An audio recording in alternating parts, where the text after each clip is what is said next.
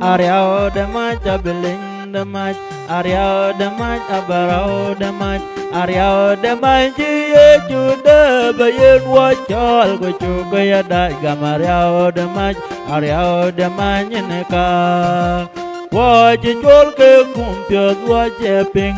wo chi tiang na chol de re wo chi de ne re chi pinom wo chi wo ni ra gai wa de pinom ma yir wo ki ta wa kai ke ruang ku re ke kul de yak men ken ne ke myo cha thier ke dim ge guru wa da wa che mat ge guru wa da anyu wa kwer Bendit etwe wa Bible ben wa kon wane dorier gai Manuel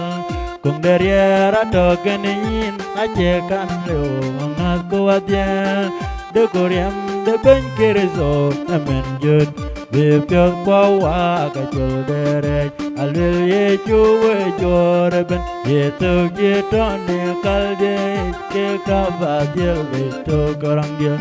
Ge guru wada wacemat ge guru wada anyu wa kwer Bendite tui wa Bible ben wa kon